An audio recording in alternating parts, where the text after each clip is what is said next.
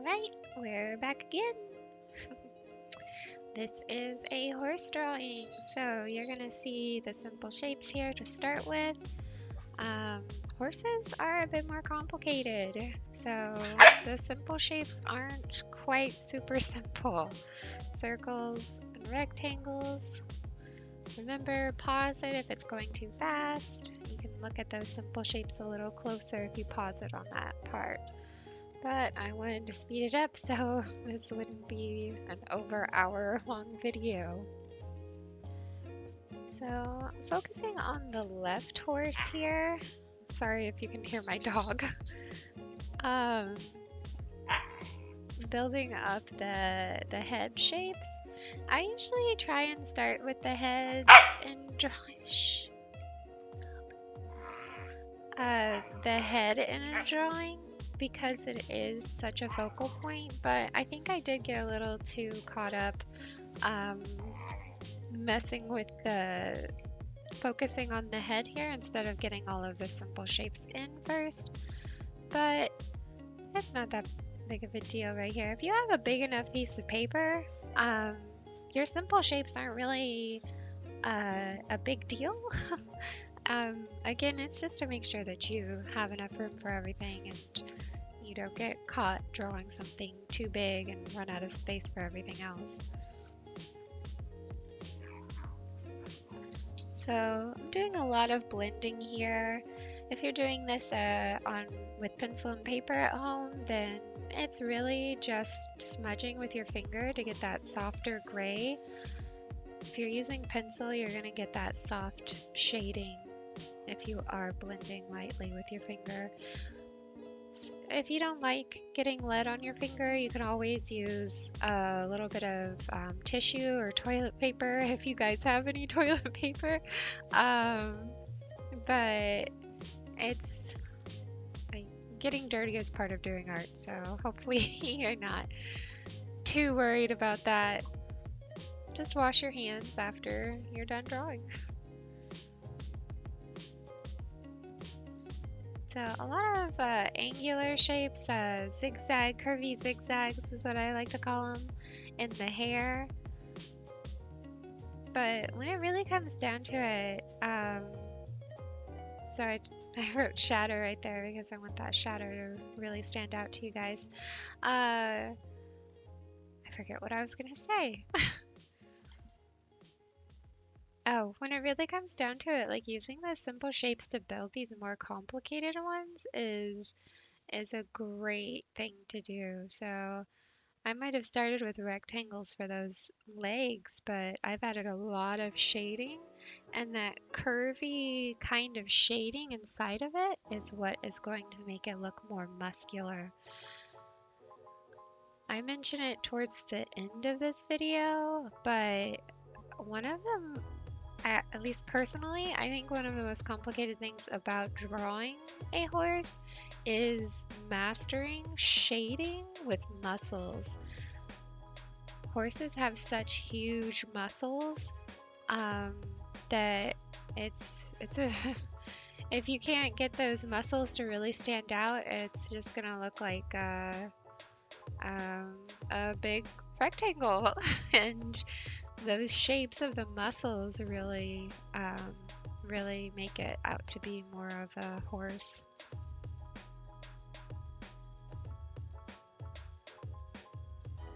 So here we're working on the hair, adding some more zigzags. I liked how the ears came out on this one, and that little tuft of hair right there, little curve of hair that's sticking up. I really like how his mane came out. Apparently, I didn't like how his eye came out there either, since I erased it. So trying to get that upper fold, the top eyelid of the horse, so it looks a little more realistic.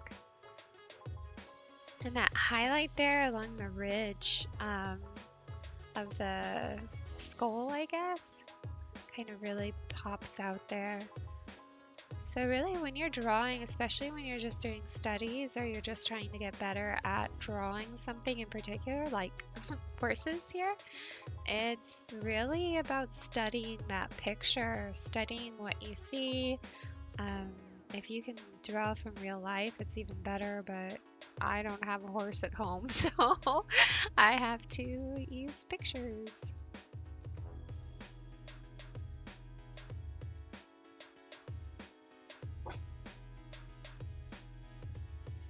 I think I got that nostril way too far up. I don't know if I fixed that or not. I erased some of the outer part of it because his face got a bit longer than a horse's usually is. I usually do these voiceovers immediately after doing the drawing, so I remember what I was thinking. Um, but this one, I didn't do it immediately afterwards, so in for a surprise.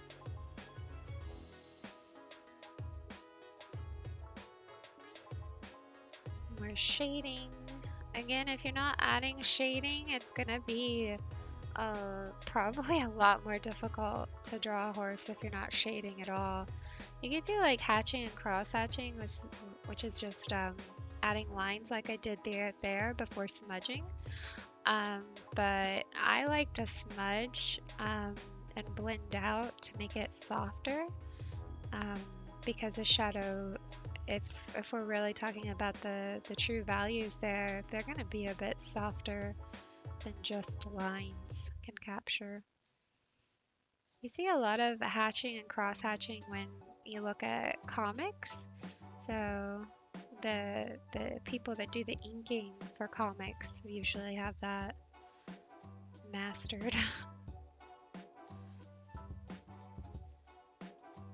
Trying to spend some more time on the mane here, adding in some like whiter areas.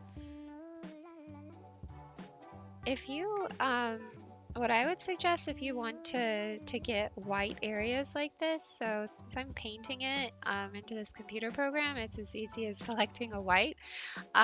If you're doing this on pencil and paper, I would lightly smudge in that whole weird mane shape, the big hair shape.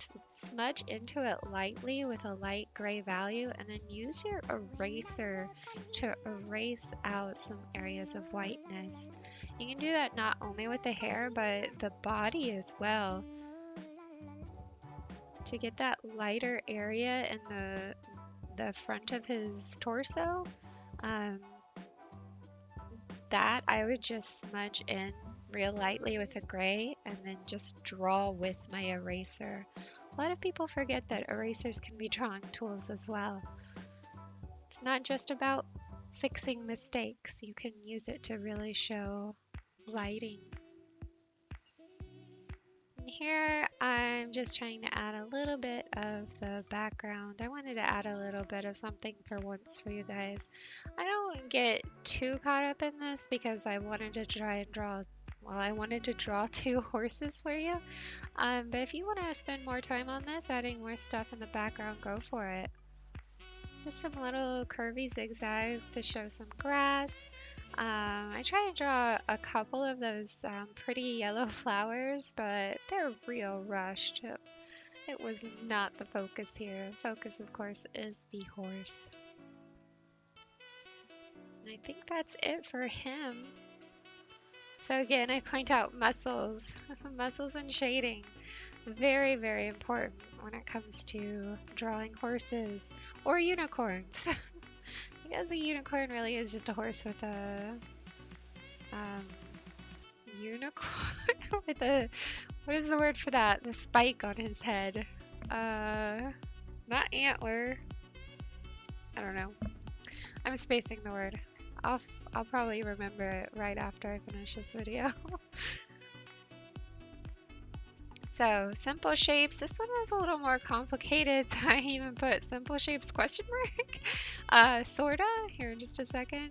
So a lot of circles, rectangles, kind of triangle shapes. Tons of rectangles in those legs.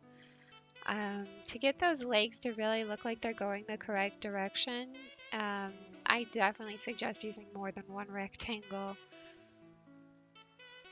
So now I start building up the shape for the head.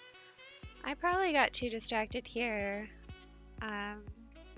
adding too many details, but here I start adding in the body.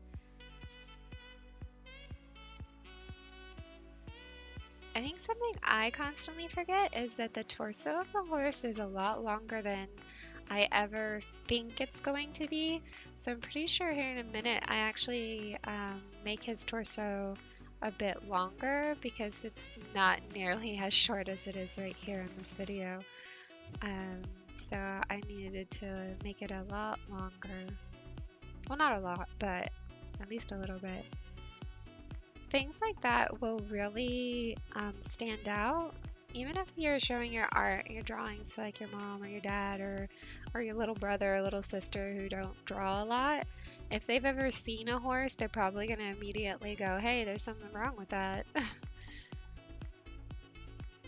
I think I got busy getting the legs and the front end, and there you go. There, I started to add that a little more length to the end of the horse there. I love using circles to capture the muscles for horses. It's not, I guess you don't really have to. There's a lot of different ways that people draw. Some people just focus on the outline and they just want that structure. Usually those people are a lot better at line work as well. I like to go with a more painterly approach, and I focus more on the values. And when I'm talking about values, I'm talking about the shading here, the darker black areas, the grays. Even though our picture is in color, it's still a value, like there's still value to color as well. So there's light, like almost kind of yellowy brown areas showing where the light is really hitting strong, and I would use a white for those highlights. And then there's darker brown areas too, especially on the belly, because the light is hitting from the top. Our light source here is most likely the sky and the sun, so it would be coming from above, which means a lot of shading is going to go on underneath. So I would say value is honestly way more important than color, but color is its own beast to contend with. It's a bit difficult switching into color. It's a lot easier if you figure out how to do values. So getting the kinds of triangles for his ears. I think I start working on the mane here. I really liked how my drawing of the hair came out on this one. And since this horse is kind of running or mid-run, the hair is kind of wispy. It's coming off like in the wind.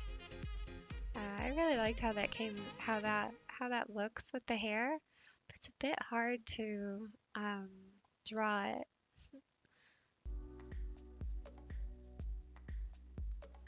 But I like how it came out. Still adding a lot of shading.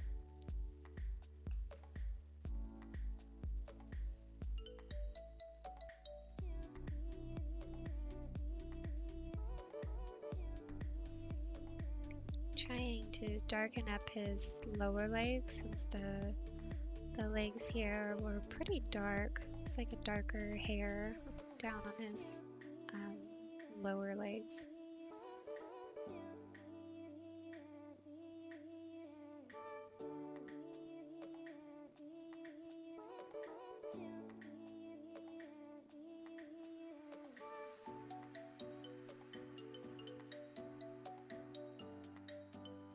I bounce around a lot when I'm drawing because I'll get one area looking nice and I'll switch off to a different area and I'll add a lot more detail to that area, and then I realize that the area I thought was good before needs a little more attention.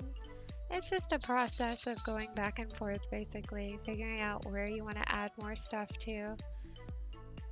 I would say always spend more time in the face area, or any area that has eyes. Usually that is a big focal point, or an area that people will look at very quickly. So that is definitely an area you want to make sure that you spend a lot of time on and don't have any big mistakes. Like if you're drawing the back hoof and you're spending hours on it, but you didn't put any time into the face, nobody's going to care long enough to look for that hoof that you did a lot of work on, because they're going to look at the face and go, ooh, and then move on, unfortunately. So you got to really pay attention to areas in art that are considered focal points.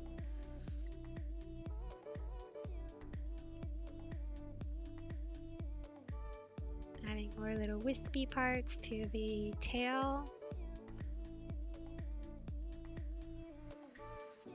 Running out of room a little here. I think I might reset. There I go. I'm resizing it a little and moving it over.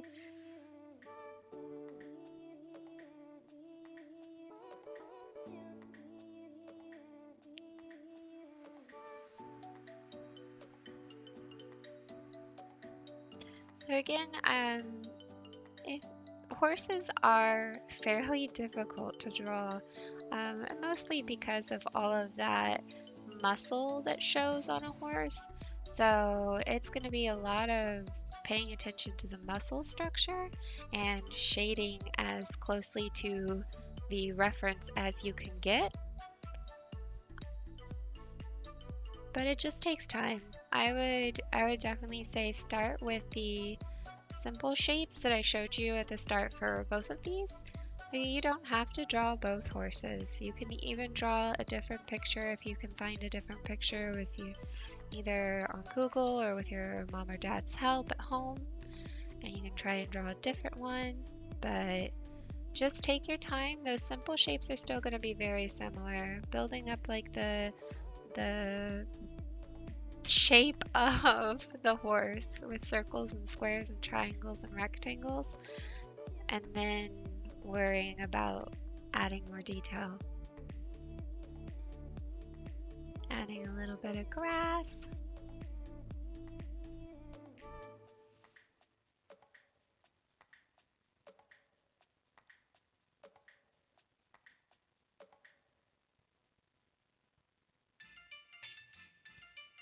So definitely make sure, oh my goodness, my puppy just turned a dog outside, sorry, come here. Definitely make sure you're spending your time. Like I'm writing here, study shading for muscles. That is going to be very important.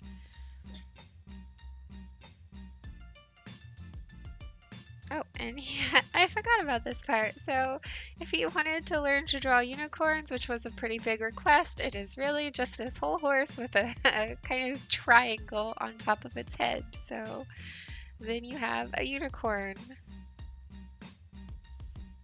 Boom, unicorn. So if you were requesting unicorns, this is basically the video for that as well. Just make sure you're taking your time, you're doing your best. It's not a competition, you're just in it to learn and show progress. It takes time. I hope you guys enjoy drawing. I can't wait to see more of your beautiful art, and I'll see you in the next video. Oh, Spartacus says bye as well. Bye guys.